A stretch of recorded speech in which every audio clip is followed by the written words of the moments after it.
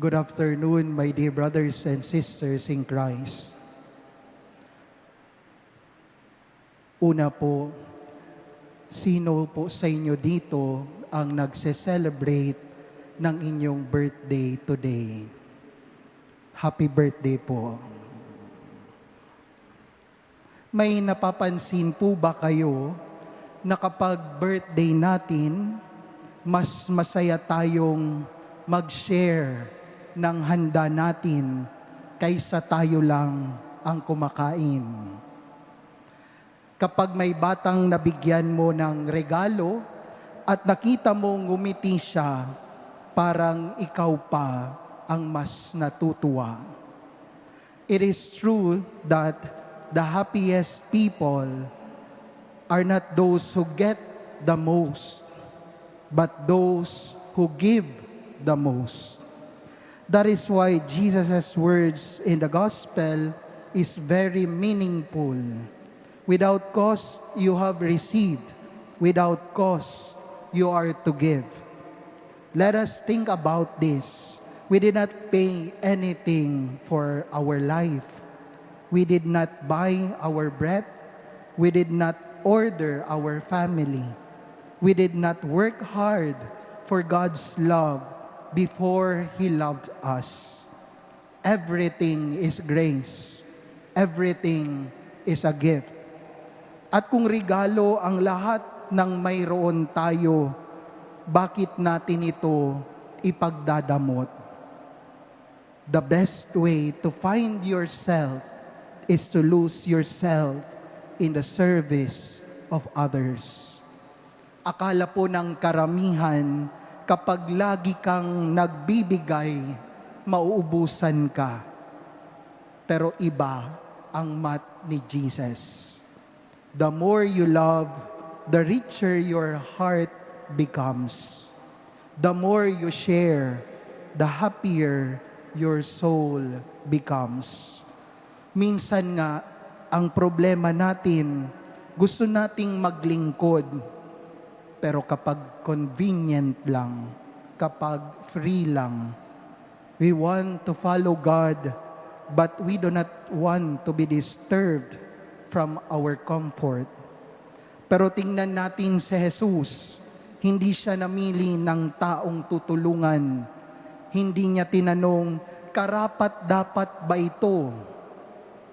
Basta may nangangailangan, lumalapit siya. At iyon din ang ipinagagawa niya sa kanyang mga alagad. Hindi lang sila ipinadala para magsalita tungkol sa Diyos. Pinadala sila para ipadama ang Diyos.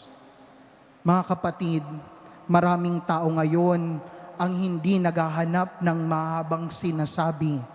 Ang hinahanap nila ay isang taong makikinig. Isang taong hindi agad manghuhusga. Isang taong magsasabing, kumusta ka? Ipagdarasal kita. Minsan iyan ang pinakamakapangyarihang paraan ng pagpapahayag ng mabuting balita. Ang mission field natin ay hindi nagsisimula sa malalayong lugar. Nagsisimula ito sa bahay. Baka ang unang taong kailangang maranasan ang kabutihan mo ay ang asawa mo, ang mga anak mo, ang mga magulang mo, o ang kapitbahay mong matagal mo nang hindi kinakausap. Napakadaling maging mabait sa mga kaibigan. Ang mahirap ay maging mabait sa taong paulit-ulit kang iniinis. Doon nasusubok kung talagang si Kristo ang nasa puso natin.